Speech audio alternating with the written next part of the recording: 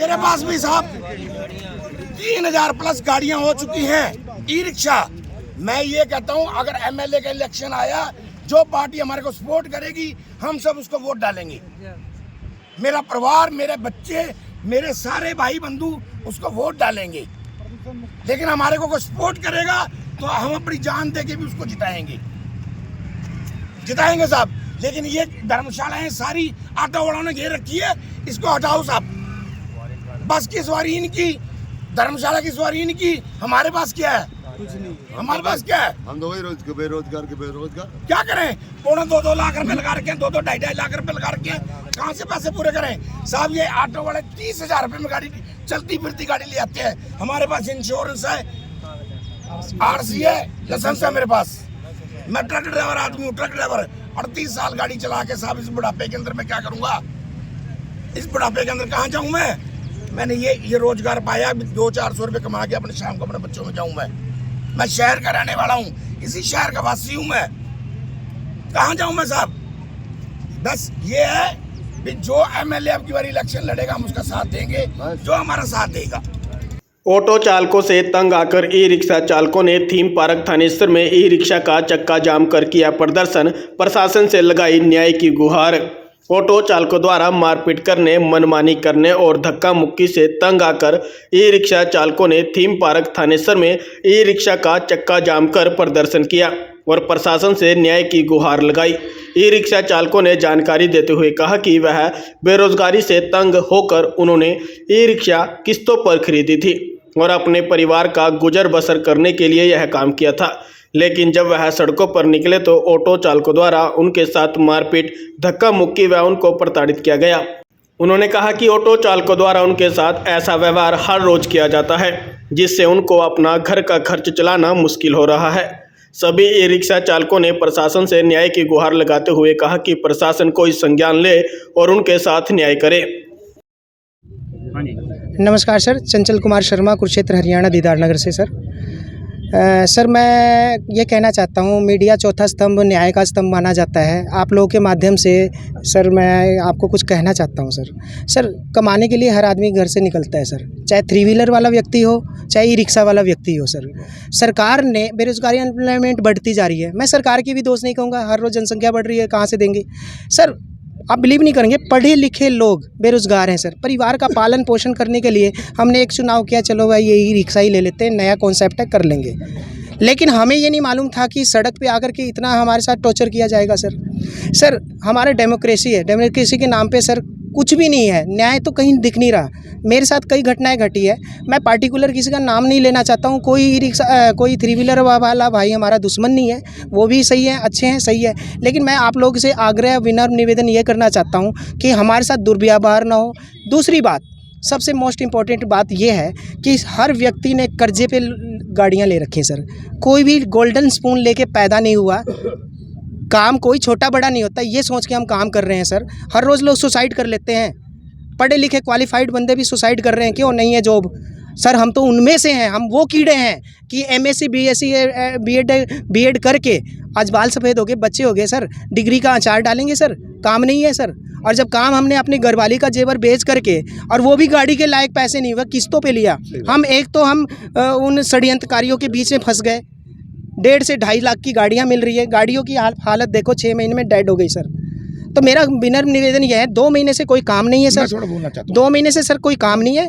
और सर कहने का मतलब ये है कि हम साइकोलॉजिकल तौर पे ख़त्म हो रहे हैं। घर से सुबह निकलते हैं और बाहर आते काम नहीं है सर। एक सवारी ई रिक्शा वाला भाई उठाता है। मैं 3 व्हीलर वालों की भी नहीं कहूँगा, लेकिन धांधली ना करें, मार पिटाई ना करें। मेरे साथ कई घटनाएं घटी हैं, मेरी हिम्मत नहीं। आप कहते हैं सर किसको शिकायत? सर मैं अकेला आदमी, मैं किसको शिकायत करने जाऊं? सब वहाँ तो ग्रुप है, वहाँ तो 50 बंदे उनके इकट्ठे हो जाएंगे। सही से खुल के कहता हूँ, से जेब गरम तो मुंह नरम। हमारे पास जेब में है ही नहीं सर, हम किसको जाके शिकायत करें सर? प्रशासन से विनम्र निवेदन ये करना चाहता हूँ कि हमें अपना अधिकार दिया जाए। हम उनके स्टैंड से एक भी सवारी नहीं लेते हैं, पहले भी नहीं लेते थे, अब भी नहीं लेते। 3rd गेट से लेकर के और पीपली तक कहीं भी आप देख लीजिए, एक तो प्राइवेट बसें हर स्टॉप पे रुकने लग गई, वहाँ नहीं, अस्पताल पे नहीं। अब जहाँ हम जाते हैं सर, हमारे को कहीं कोई नहीं सवारी, हमारे गाड़ियों में से सवारी को उतार लिया जाता है। पीपली चले जाएं तो 1.5 से 2 किलोमीटर के बाद सवारी कोई आती नहीं। सर क्या करें सर, हमारा परम दुर्भाग्य तो ये है से पढ़ लिख करके हम बेरोजगार हैं सर। हमें तो इजराइल चले जाना चाहिए जहाँ बम गिर रहे हैं और अभी भी लोग वहाँ जाने के लिए तैयार हैं। लाइव है सर, ये परम दुर्भाग्य है सर और दुख होता है सर। इसके बारे में किसी को प्रशासनिक अधिकारियों से शिकायत करो तभी से शिकायत क्या करें, हमारे तो भगवान मोदी जी हैं। मैं तो भगवान करूँगा, सरकार हमारी भगवान होती है, लेकिन भगवान ने भी आंखें बंद कर ली तो हम कहाँ जाएं सर। मेरा बीपीएल कटा सर, मेरा बीपीएल कटा। मैं सच्चाई बताऊं, आज माध्यम से, आपके माध्यम से मैं ये भी डर रहा हूं कि आज लोग इकट्ठे हुए, कल अगर कुछ हो गया और मेरे साथ कल कोई गलत हो गया तो मैं डर रहा हूं सर। डरना सर, डरता नहीं हूं कि लड़ने से, डरता हूं इज्जत से सर। अपने शहर में अगर थप्पड़ खा करके और मैं रह रहा हूँ तो सर ये सोचिए कि हमारे साथ क्या हो रहा है सर। ई रिक्शा में हमारे पास काम नहीं है, हमें कहीं से स्टैंड से सवारी नहीं बैठाने दिया जाता है, दुर्व्यवहार किया जाता है, एनआईटी में दुर्व्यवहार किया जाता है, थर्ड गेट पे, पीपली, हर जगह। तो हमारी आपसे यही गुजारिश है से सर, हमारे को हमारा एक स्टैंड प्रोवाइड करवाया जाए, या फिर 3 व्हीलर भाई हैं जहाँ वो खड़े होते हैं उससे 10 कदम की दूरी पे हमारी भी हर जगह पे स्टैंड बनाया जाए। हमारी यही है, किसी से कोई लड़ाई नहीं होगी, किसी से कोई वैर नहीं है सर। दूसरी बात, टूरिस्ट बहुत आता है यहाँ पे, टूरिस्ट के टाइम में सर, टूरिज़्म के टाइम में सर वहाँ पे 16 सवारियाँ भर के जा रही है, 3 4 हज़ार। हर यहाँ धर्मशाला बिकी हुई है, हर धर्मशाला में सेटिंग है इनकी सर। हम वहाँ खड़े होते तो हमें कहते भागो यहाँ से। कैसे भाग जाएं सर? हमने 2.5 लाख रुपए दे रखे हैं सर। आज हमारी 1.5 लाख रुपए किस्त भी चली गई और काम नहीं है, वो गाड़ी उठा के ले जाएगा तो सर हमारे तो पैसे भी गए और हम तो बेरोजगार के बेरोजगार ही रह गए। 30,000 रुपये में गाड़ियाँ लेके जा रही है जी ई रिक्शा की, क्योंकि हमारी गाड़ियाँ जो हैं साउंड मुक्त हैं और प्रदूषण मुक्त हैं। हम किसी को तंग नहीं करते, हमारे को 2-3 सवारी मिली हम लेके चले जाते हैं साहब। रोटी सब ने खानी है, ऑटो वालों ने भी खानी है, हमने भी खानी है। लेकिन हमारा कहने का मतलब ये है कि पीपली स्टैंड से लेके हमारे को थर्ड गेट तक तंग किया जाता है जी। उनके स्टैंड है, सरोवर का भी करेंगे जी, सरोवर का भी करेंगे। सरोवर के ऊपर भी गुंडागर्दी चल रही है, पूरी गुंडागर्दी हो चुकी है सरोवर के ऊपर भी। वहाँ 2-3 बंदे ऐसे हैं जिन्होंने गुंडागर्दी कर रखी है पूरी, जिन्होंने हमारे से ही सपोर्ट मांगी, हमने उनको सपोर्ट दी और वो आज हमारे बाप बने बैठे हैं। हमारे को वहाँ वो गाड़ी लगाना नहीं देते एक हिसाब से। मैं एक बुजुर्ग आदमी, मैं 57 साल की मेरी उम्र है, मैं खुद वहाँ का, मैंने कि एक 13 नंबर यूनियन का मेरे पे स्टिकर लगा हुआ है, लेकिन मैं डर के मारे छोड़ के वहाँ से आ गया। वहाँ 3 नाम है, मैं बता दूंगा, कभी भी बता दूंगा मैं, जब भी बताना होगा तो कोई दिक्कत नहीं है। लेकिन हम ये चाहते हैं कि साहब जो पिपली का स्टैंड है वो पुराना उनका स्टैंड है, बस का जो स्टैंड है वो उनका है। हम मना नहीं करते, किसी से हाथ जोड़ के विनती करते हैं, हम मना नहीं करते। लेकिन जब ये पिपली मोड़ से हम अंदर शहर की तरफ आते हैं, भी गेट के नीचे भी उनका स्टैंड है, उससे आगे भी उनका स्टैंड है। भाई साहब हम कहाँ जाएं? उसके पीछे भी उसका स्टैंड है, हम कहाँ जाएं साहब? उसके बाद ये पुराने बस स्टैंड पे आ जाओ साहब, यहाँ भी इनका स्टैंड है। नवे बस स्टैंड पे आ जाओ, यहाँ भी इनका बस स्टैंड है। बस स्टैंड बना रखे हैं इन्होंने, अपना बना रखा है।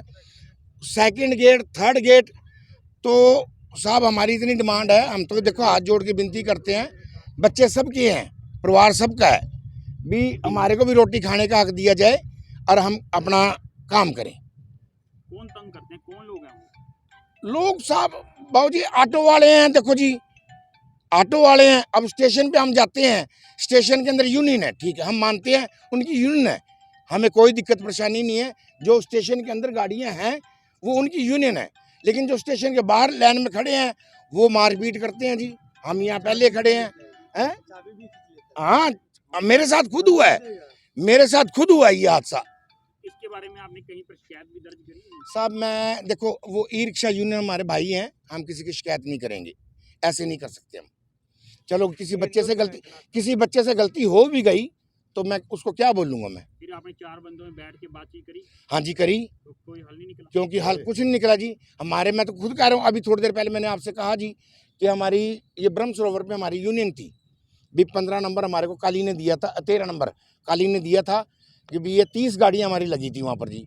वहाँ अब कम से कम 10 गाड़ियाँ रह गई हैं जी।